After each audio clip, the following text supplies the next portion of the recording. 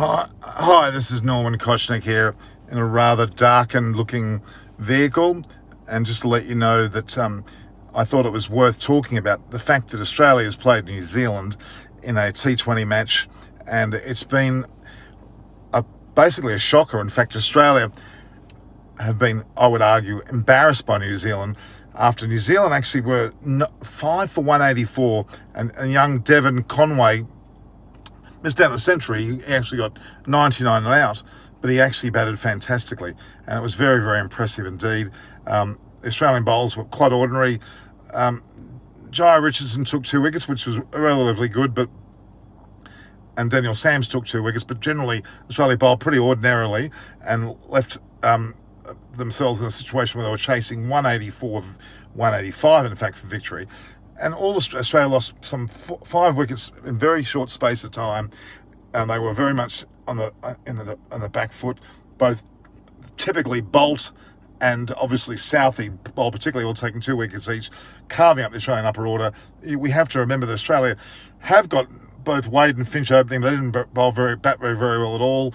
Josh Philippe unfortunately didn't score in his maiden Australian match. Mitch Marsh seemed to bat pretty well, but he wasn't supported by Glenn Maxwell, Stoners, by anyone, quite frankly, a bit by Agar. The reality is Australia were all out for 131 after 17.3 overs. So that left Australia in quite a mess. There were some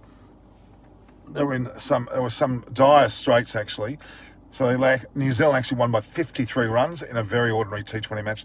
I'll tell you what, the Australian players that are playing the IPL didn't actually show their best, whereas New Zealand's regulars, as in Bolt and Southie bowled particularly. Actually, Sodhi took 4 wickets as well towards the end, bowling some good spin. But I think Australia certainly have lacked some authority. Aaron Finch certainly was disappointing. So that's the score. New Zealand having scored 184 as opposed to the Australian score 131.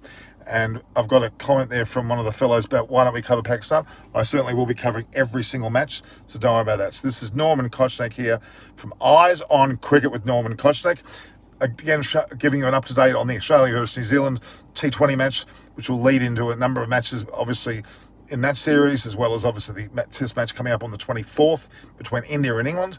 But let's see whether we can get an improved situation coming up very soon. But I'm very, very impressed with New Zealand, as always. New Zealand, of course, are the one side that's been the World Test champions already.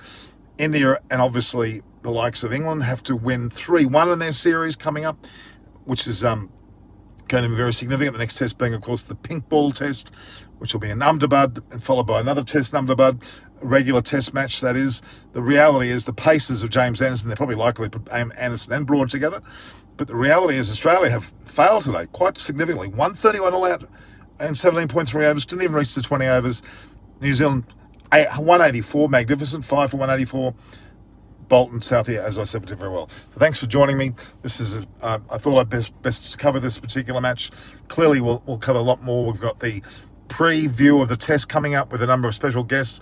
Simon Willis and Chris Vernon. We might have Dave Graverty, who's once had the selectors of England, being a part of our group. Sure, Monty, Jeff, Adam, all the rest, Alan Mullally, all going to be there, a part of the series. So, again, stay tuned for Norman Kochnick and Eyes on Cricket with Norman Kochnick. Of course, view, like, and share the posts, and ultimately subscribe and provide us with a growth of the channel, which we would love it to have. So this is Norman Kochnick signing off.